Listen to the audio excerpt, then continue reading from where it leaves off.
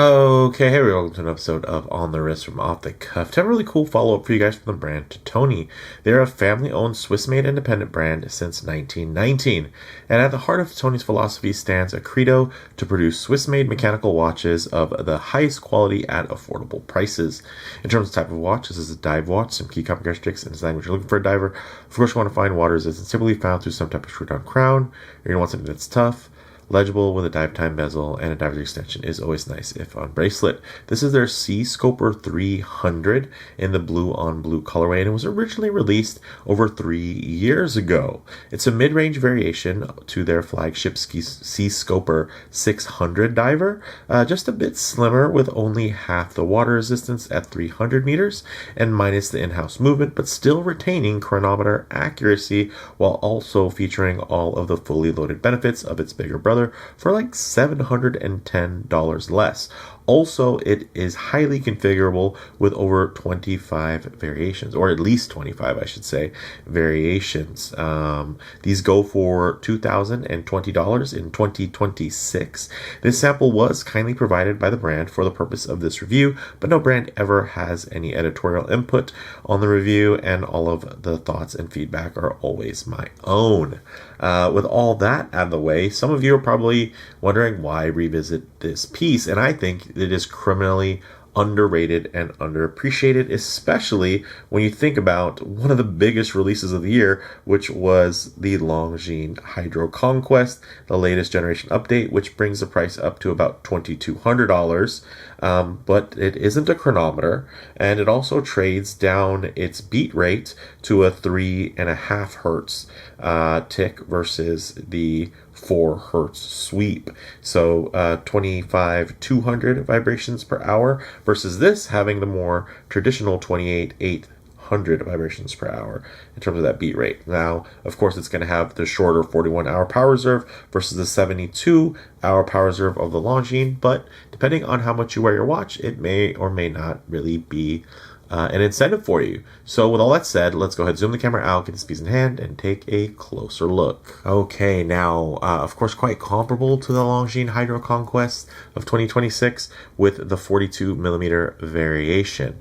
The fact that it doesn't have a 39mm variant is probably the only place where it is outdone flat out, right? In terms of optionality, everything else I would say would be leaning more towards the Titoni versus the Longines. So you have the 42mm width, 12.3 millimeters thick, 51.7 millimeters lug to lug, a little bit longer there on the lug to lug, but you can see there's a nice drape. And also, even that male end link is really beautifully engineered to pretty much function like a female end link, again, in terms of the drape. That just drops right off and doesn't add any additional length. So let me give it a quick little wipe there so you guys can, enjoy those nice high polished surfaces. Of course, this is going to be that full 316L stainless steel, brushed and polished. You have a flat sapphire crystal with a very nice anti-reflective coating. On the inner side, you have a 60-click bezel. Nice and clicky, nice and audible, quite smooth, very premium feeling. Of course, with that glossy ceramic insert there, you're going to notice all of the fingerprints, and maybe there's a little bit more fingerprints than normal because it's a bit of a warmer day. So let me just give that another quick wipe for everybody there, maybe even a little dust. And yeah, I'll say since revisiting this timepiece, it looks like they've even improved that bezel pip there, the Lume pip at 12 o'clock. It seems to be brighter and better color matched to the day lume of the rest of the dial. Now, the crown is, of course, screw down and signed. Nice tight crown guard tolerances there. And then on the back side, although you cannot see it, you do have that reflective porthole finish there, which I think is thematically very, very cool. Inside, you're going to have your automatic Sellita SW200-1, and it is a certified chronometer, which is great. You're going to have 41 hours of power reserve, beating at hertz or 28,800 vibrations per hour in terms of that beat rate, and the accuracy is checked in 5 positions. In terms of the dial here, we went for the blue on blue, very nice glossy blue dial with applied indices, polished hands, and you can see there's even some centerline contouring on the hands. So again, they just have gone the extra mile. You do have the date at the 3 o'clock position with a painted frame around it, and I think it looks quite good. Also, you're getting 30 atmospheres or 300 meters of water resistance like you would get with the Longines, and a 20 millimeter lug width, which is going to be quite good even in that 42 millimeter setup. So I think proportionally this is going to fit a lot of wrists really well. And maybe if you're kind of in between the 39 and the 42 and you do want a nice even 20 millimeter lug width, this could be another reason for you to check out the Titoni versus going with kind of the more obvious mainstream answer. In terms of the bracelet, very nicely done. You can see full 3 links there, not fully articulated, but still nicely done and definitely constructed of 3 links. It's not like they just carved out a look of 3 links there. And it does have a nice solid construction with pin and collar connecting pins there, which is going to be also similar to the Longines. Doesn't use screw pins either, and this does taper down to about 17.8 millimeters at this very nice clasp, which offers an actual on-the-fly micro adjustment that you don't have to open. You can just push the button, extend, and you have 5 positions of adjustment, and you also do have ratcheting. So very cool. And if it is on your wrist, again, you can just kind of hit a button and give yourself a little relief, which is quite nice. Push button, nicely beveled, nicely signed, and then of course again they went the extra mile by having it to be where you can just let it out a bit by pressing it while still on your wrist. So I think that is very, very cool. And you can see it is slightly sunken, so it's not like this is sticking out, and it's not going to be a risk for you to accidentally press it. So yeah, this thing is very, very cool, and it's crazy if people have gone for this newest Longines Hydroconquest. I will say, if you think that is a revolutionary value add for the space, this has been here under your nose this whole time, and it's readily available to order versus getting on a list, putting money down, and not essentially being able to get very much of a discount. So I think that's very cool. Don't get me wrong, I love the Longines.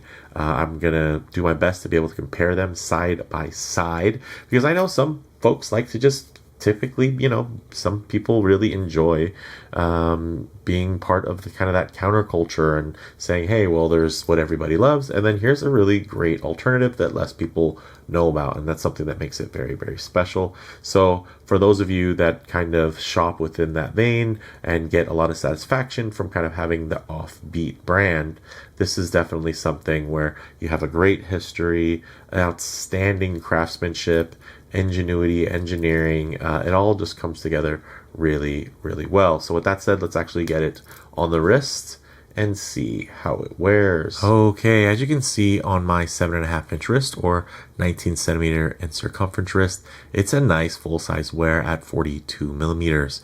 Also, I think it sits quite nicely on the wrist. Yes, it's this is a very robust and overbuilt feeling piece, but it does have beautiful refinements. Like, look at the inner lug horns there with those beautiful high polished bevels. There are just details here that pay dividends to the overall aesthetic. Of course, if I get my wrist a bit too close to the camera lens here, you notice quite a bit of perspective distortion. It makes the watch seem much larger than it actually is. But if I keep my wrist nice and low, you can see, hey, now the sides of my wrist are more visible, meaning that you can also see the sides of the bracelet as it drapes, and then it's going to have the watch case seem a lot more centered. So I'll keep my wrist there, and then I'll just tighten up the frame like so that you can get still a detailed look, but just add a bit of a truer aspect ratio as how this may lay on your own wrist, and check that out. I love that applied logo, that slight pop of color, very balanced here in terms of the layout. I think it's a very measured execution in terms of just the overall aesthetic there, being very bold, very legible, maybe even a bit vanilla, but again, you do have 25 options in terms of mixing and matching bezels, dials, and bracelet and strap options. So yeah, I think this looks great. I think the taper is subtle, and it probably should be, considering how chunky the case is. Aesthetically chunky. Again, 42 millimeters is far from oversized. I do think the dial to bezel ratio is quite dialed in, and again, it helps this watch feel full-sized like a tool watch should, without ever teetering on oversized. Some of you might be wondering about the legibility, but again, check that out. Of course, these are highly polished hands and indices, and then they're reflecting off of a black camera lens, so it's going to be just a little less legible than it will be in real life. So do keep that in mind, that of course in the real world you won't be filming in a dark studio with two lights that are very strategically placed so that they are not putting reflections on the watch face. So yeah, what do you think? I think this thing looks great. The one I originally reviewed had a black dial with the blue bezel combination, and again, that does speak to the optionality and configurability of this piece. So with that said, let's go ahead and get it off the wrist, set for some Lume shots, the light transition, and closing thoughts. Okay, let's go ahead and hit the lights here. Check it out. Wow, that Lume is quite outstanding in terms of its application, the compound, the footprint visually there's a lot of Lume, and it is highly executed. But one thing I always do like to work in is going to be a bit of a low light transition, because you're not going to be out in the middle of a field enjoying direct sunlight. A lot of times you're going to find yourself coming out of buildings, walking underneath overhangs, or just hanging out underneath the shade of a tree. So it's nice to see what these colors, textures, and finishes run like in less than optimal lighting. And as you guys can see, the brushing on here is immaculate. Very nice brush. But then the high polished accents also, again, deep lustrous accents. And then you have the gloss on the dial and that bezel that play beautifully together. And then of course you just have a nice sized bloom plots, and they are quite visible. You might say, okay, at least in the dark, the 12 o'clock bezel pip might seem a bit small, but then you look at it in the light, it has that, nice bright triangle around it, and I think it's quite legible. And it balances off of the little extra Lume there on that running seconds hand, so you know that your watch is just actually running when you're underwater or in the dark. Ooh, excuse me. I do like the way these dark blues play off of the light. Of course, one has a, for the bezel aspect, you have a slight angle versus the completely flat dial. So there are going to be some points of contrast. It's not overly matchy. As you can see, light as it's turning and transitioning, some points, certain areas will be slightly darker, slightly lighter, and it just gives you a nice amount of depth overall.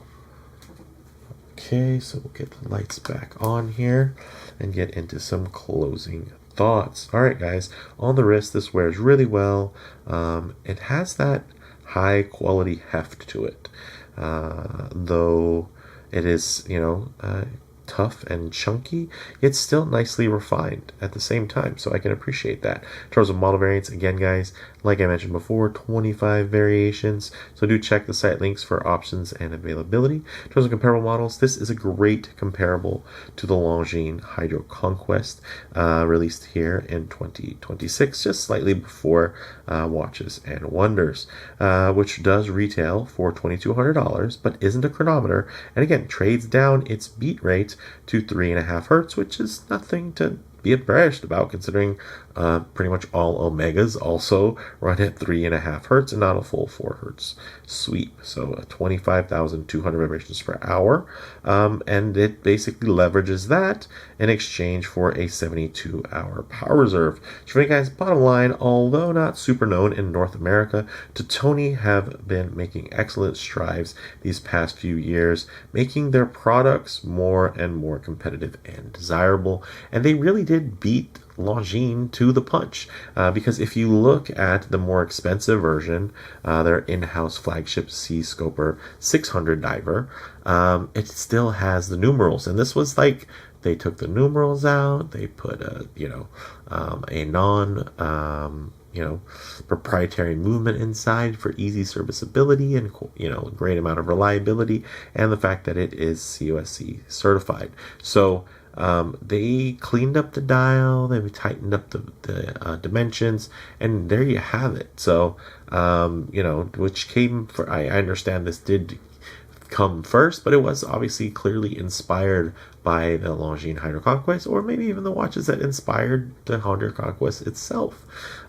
So it's tough to say, but I will say, as a product, apart from the heritage that Longines has, this Titoni can stand toe to toe with the best of them.